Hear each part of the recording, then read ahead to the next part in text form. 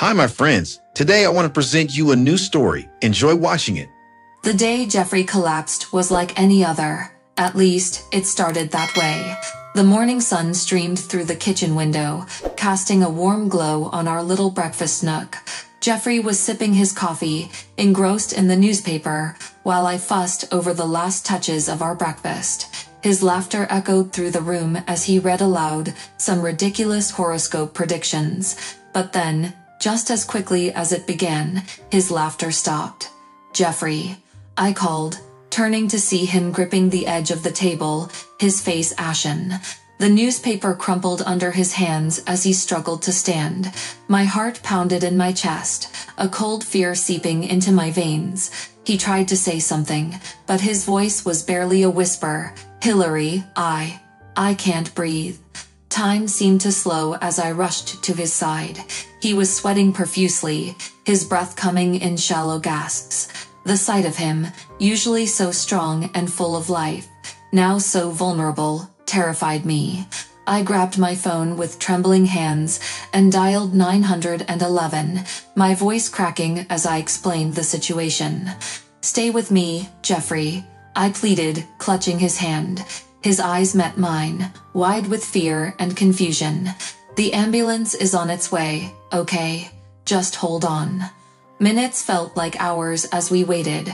I tried to keep him calm, to keep myself calm, but the terror was overwhelming. The paramedics arrived, their movements swift and efficient. They asked rapid-fire questions. When did it start? Any previous conditions, medications? I answered as best I could, my voice shaky. As they loaded him onto the stretcher, Jeffrey squeezed my hand weakly. "Don't worry," he rasped, trying to smile. "I'm sure it's just a fluke." But I knew better. The color drained from his face, and his skin was clammy to the touch. Something was very, very wrong.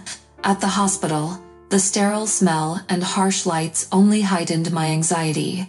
Jeffrey was whisked away, leaving me in the waiting room with nothing but my racing thoughts. I stared at the clock, the ticking sound magnified in the silence. Every second felt like a lifetime. Finally, a doctor approached, her expression serious. "Mrs. Harper, your husband has a rare autoimmune disease," she explained. "It's attacking his organs, causing severe inflammation and respiratory distress. We're doing everything we can, but his condition is critical." Her words hit me like a punch to the gut. "Critical," I echoed, barely able to process it. "What does that mean? Can you fix it?" She shook her head, her eyes sympathetic. "It's a complex situation. We're starting him on immunosuppressive therapy, but we may need to consider a stem cell transplant. The problem is, we need a donor, and finding a match can be difficult." I felt my knees go weak, the weight of the news crushing me. "A donor?" I whispered. "How do we find one?" "We'll begin testing family members and searching the registry," the doctor replied. "It's our best shot, but time is of the essence."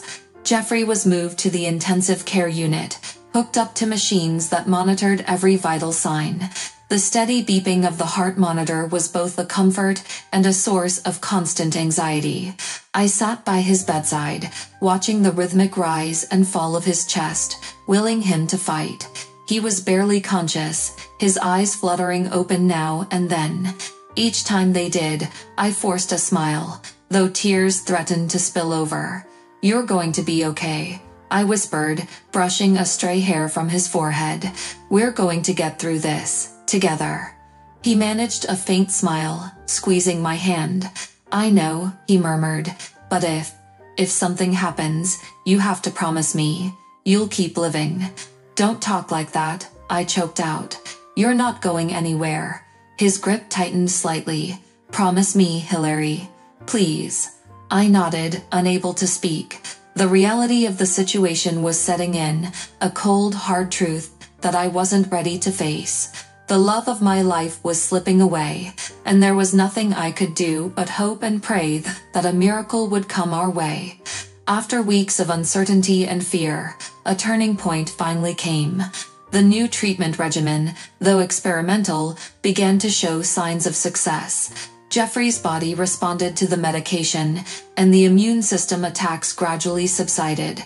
His color improved, and the fatigue that had dulled his eyes lifted slightly. The doctors, cautiously optimistic, shared the good news. The crisis had temporarily passed. One particularly bright afternoon, Dr. Lee entered Jeffrey's hospital room with a smile. "Jeffrey, your latest tests look promising. Your immune response is stabilizing, and the inflammation is reducing. It seems the treatment is working." Jeffrey's eyes sparkled with relief. "So, does this mean?" Dr. Lee nodded. "It means you're on the right track. The disease is not gone, but we've bought you some time. With careful monitoring and continued treatment, we hope to manage it effectively." I squeezed Jeffrey's hand, feeling the weight of the past weeks lift slightly. "We'll take it one day at a time," I said, my voice filled with a cautious hope. Jeffrey looked at me, his expression a mix of relief and determination. "I'm not going anywhere," he whispered, more to himself than to anyone else. The hospital became our second home, its sterile walls enclosing our fears and hopes. Jeffrey's condition fluctuated, each improvement a fragile victory. In the quiet hours, I found myself wandering through corridors of thoughts, futures we might never have, dreams left in limbo. It was during one of these reveries that the seed of adoption took root, an idea that felt like a beacon in our sea of uncertainty. We had tried for years to conceive, enduring countless tests, treatments, and disappointments. Now, with Jeffrey's health teetering on a precipice, the longing for a child seemed more poignant than ever. I brought up the idea hesitantly one afternoon, my voice barely more than a whisper. "Jeffrey, what do you think about adoption?" He looked at me, surprised, then nodded slowly. "I think it's a beautiful idea," he said, his voice hoarse but warm. "A child would bring so much light into our lives." Encouraged by his response, I contacted an adoption agency. The process was daunting. Endless paperwork, home studies, interviews. But the most daunting part was the waiting, the uncertainty of whether we would be chosen as parents. During one of the meetings, a social worker showed us a photo of a young girl. Her name was Lynn, and her eyes held a haunting depth, a wisdom far beyond her years. Something in her gaze struck me, a familiar sadness mingled with hope. It was as if I had seen her before, not in reality, but in dreams that whispered of a different life. We visited the children's home, a modest, cheerful place where laughter masked the quiet longing in each child's eyes. As we were introduced to Lynn, she stood shyly by the doorway, her small frame dwarfed by the oversized sweater she wore. Her gaze met mine, and for a moment, time stood still. It was as if an invisible thread pulled us together, a silent understanding passing between us. "Hi, Lynn," I said, kneeling to her level. "I'm Hilary, and this is Jeffrey." She glanced at Jeffrey, who smiled warmly despite his pale, weary face. "Hello," she murmured, her voice barely audible. We spent the afternoon with her, reading books, playing games, and talking about her favorite things. As the day wore on, she began to open up, her reserved demeanor softening. There was a spark in her eyes, a glimpse of the vibrant child hidden beneath the layers of uncertainty. As we were leaving, I felt a tug on my hand. Lynn looked up at me, her eyes wide and searching. Are you going to come back?" she asked, her voice trembling. My heart ached at the vulnerability in her question. I squeezed her hand gently.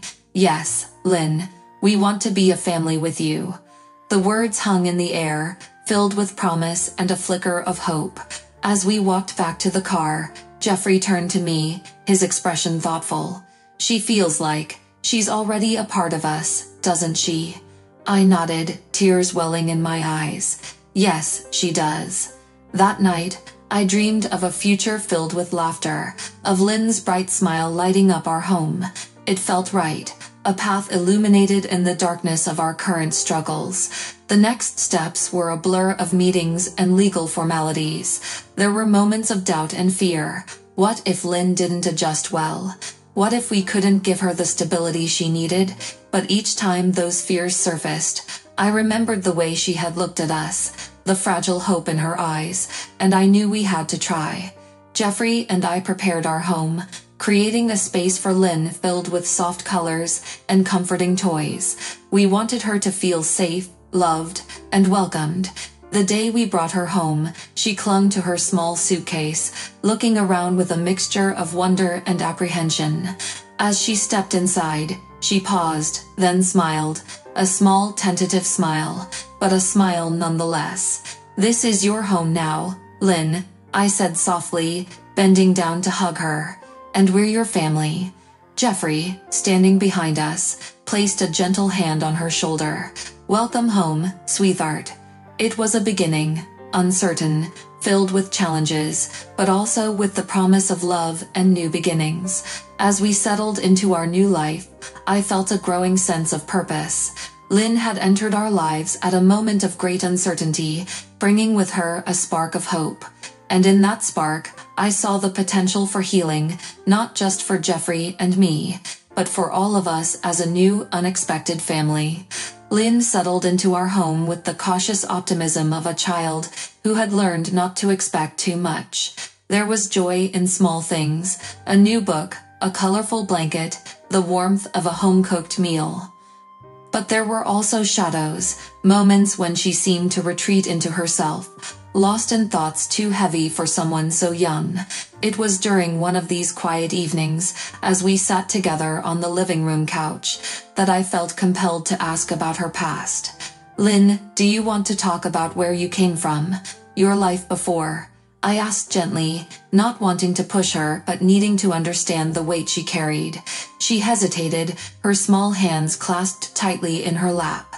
Finally, she spoke, her voice barely more than a whisper. "I lived with a lady named Carol. She wasn't my real mom, but she took care of me."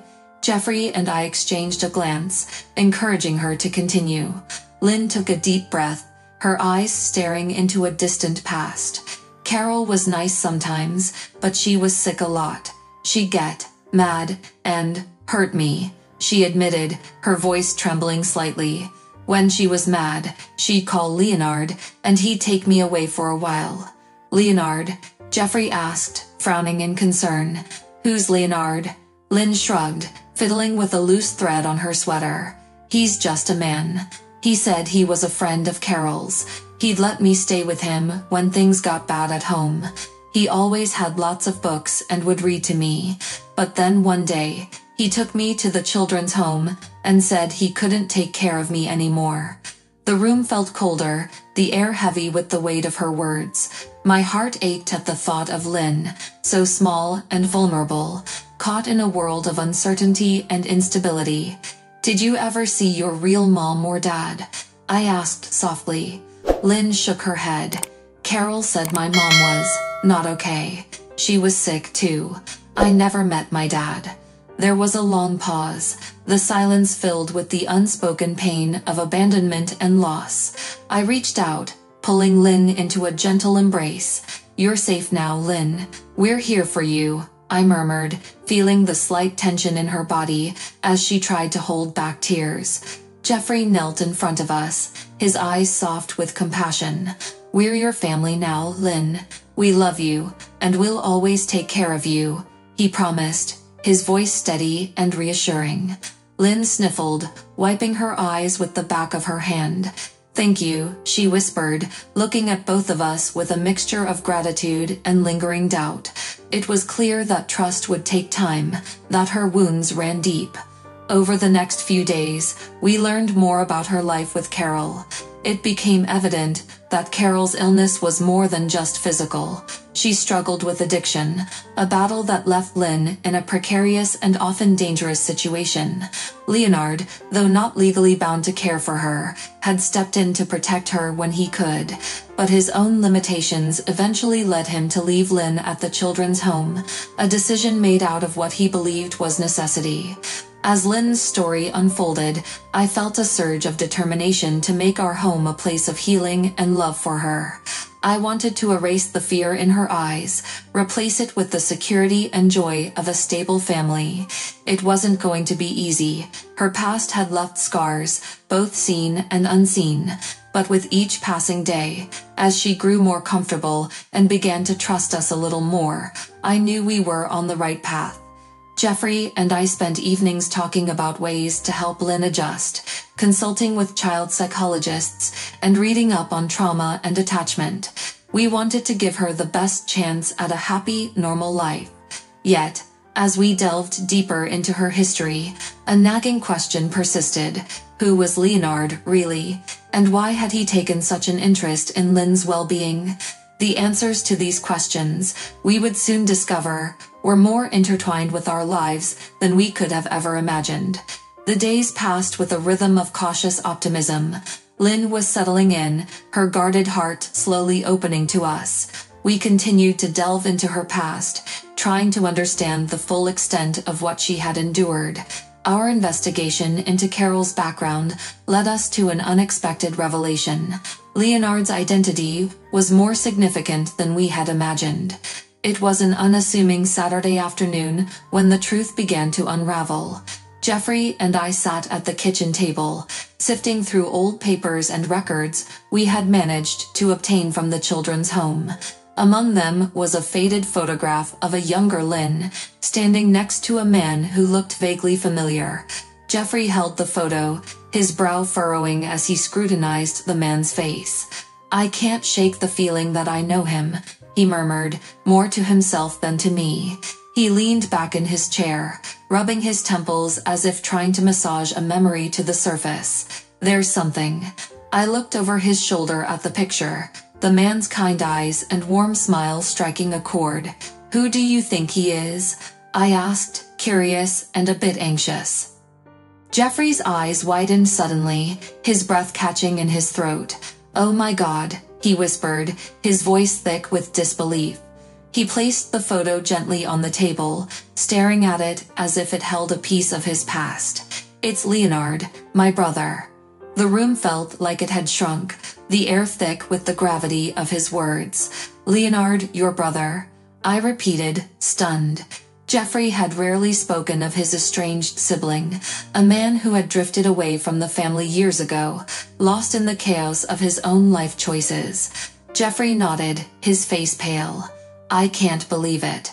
We lost touch years ago.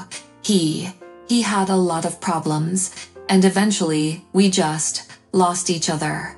His voice cracked with the weight of unspoken regrets. I reached out, placing a hand on his arm. "Jeffrey, this is unbelievable. What do we do?" Jeffrey looked up at me, determination setting in his jaw. "We find him. We have to. For Lynn's sake, and for ours." The search for Leonard was intense but swift, thanks to some old contacts Jeffrey had maintained in the area. It wasn't long before we tracked him down to a small apartment in a rundown part of town. The building was aged and weary, much like the man who answered the door when we knocked. Leonard stood before us, older and more worn than in the photograph, with lines etched deep into his face and a beard streaked with gray. His eyes, however, were unmistakably the same, gentle, with a hint of sadness. He blinked in shock, recognition dawning slowly. "Jeffrey," he croaked, his voice rough with emotion. Jeffrey nodded, tears brimming in his eyes. "It's me, Leonard. It's been a long time." Leonard's gaze shifted to me, then back to Jeffrey, confusion and hope warring in his expression. What are you doing here?" "We found out about Lynn," Jeffrey explained, his voice steady but laced with emotion. She's with us now. We adopted her." Leonard's breath hitched, and he staggered back, gripping the doorframe for support. "Lynn, she's safe?" he asked, his voice barely a whisper. I stepped forward, my heart aching for the man who had tried to protect the little girl we had come to love. "She's safe, Leonard. She's with us, and we're taking care of her." A sob escaped Leonard, and he covered his face with his hands, shaking with the force of his emotions. I tried to keep her safe," he choked out.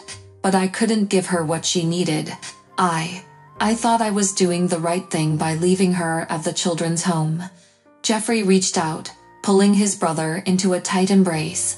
You did what you could, he murmured. You gave her a chance, Leonard. And now, we're going to make sure she has everything she needs. Leonard clung to Jeffrey, the years of separation and regret melting away in that moment. As they held each other, I felt a swell of hope. This unexpected reunion, though laden with sorrow and past mistakes, was also a chance for healing and redemption. It was a chance to rebuild bridges long burned and to create a new family dynamic for Lynn, one built on love, understanding, and second chances. As we left Leonard's apartment that day, I couldn't help but feel that this was the beginning of something profound. The days that followed Leonard's reappearance were a whirlwind of emotions and adjustments, integrating Leonard into our lives, while managing Jeffrey's health and Lynn's transition required careful balancing. Leonard moved into a nearby apartment, allowing for frequent visits without disrupting our daily routine. His presence brought a new dynamic into our household, filled with both the warmth of reunion and the awkwardness of unfamiliarity. One evening, as the sun dipped below the horizon, casting a golden hue through our living room, we gathered for dinner. It was the first time Leonard joined us at the table. Lynn sat between Jeffrey and me, her eyes darting curiously towards Leonard, who looked both nervous and hopeful. Lynn, how was school today? Jeffrey asked, attempting to ease the tension with small talk. His voice was weaker than usual, but his smile remained steady. Lynn shrugged, her fingers fidgeting with her fork. It was okay. We learned about the solar system. Leonard, eager to engage, leaned forward slightly. Do you like learning about space, Lynn? His voice was gentle, careful not to overstep. She hesitated, then nodded. Yeah, it's interesting. Did you know there's a storm on Jupiter that's been going for over 300 years? Leonard's eyes widened, a smile spreading across his face. That's amazing. I always thought space was fascinating. When I was your age, I wanted to be an astronaut. Lynn's eyes lit up with genuine interest. Really? That's so cool. Jeffrey and I exchanged a glance, relieved to see the budding connection. As the evening progressed, the conversation flowed more easily. Leonard shared stories from his childhood, subtly weaving in tales that included Jeffrey, highlighting their bond before life had separated them. He spoke about their adventures, painting a picture of a time when life was simpler, and they were just two brothers exploring the world. Later, as we cleared the table, Lynn lingered, her eyes fixed on Leonard. Can I show you my drawings? Lynn asked, her voice tinged with hesitation but also hope. Leonard's face softened, and he nodded eagerly. I'd love to see them. Lynn dashed off, returning moments later with a sketchbook. She flipped through the pages, showing Leonard her depictions of fantastical creatures and distant planets. Leonard praised her work, pointing out details he found particularly impressive. The bond between them grew visibly stronger, grounded in their shared curiosity and imagination. As the night wore on and Lynn headed to bed, Leonard stayed behind, helping us tidy up. There was a quiet moment, the three of us standing in the kitchen, the hum of the dishwasher filling the silence. I can't thank you enough for giving me this chance, Leonard said, his voice thick with emotion. To reconnect with Jeffrey and to be a part of Lynn's life, it means everything. Jeffrey reached out, placing a hand on Leonard's shoulder. We're family, Leonard. We've all made mistakes, but we're here now, and that's what matters. I nodded, feeling a swell of affection for these two men who were both so different yet so deeply connected. We're all learning how to be a family again. It's not easy, but we're doing it together. In the days that followed, the four of us continued to navigate this new terrain. Leonard became a frequent presence in our home, attending Lynn's school events and supporting Jeffrey through his medical treatments. He found work as a handyman, channeling his skills into productive outlets. There were bumps along the way, moments of tension and miscommunication, but they were outweighed by the moments of joy and discovery. As we settled into this new rhythm, I realized that our family was not defined by conventional standards. We were a patchwork of past mistakes and present efforts, stitched together by a shared commitment to healing and growth. Leonard's arrival had brought us closer, not only to him but to each other, as we learned to navigate the complexities of our relationships with grace and understanding.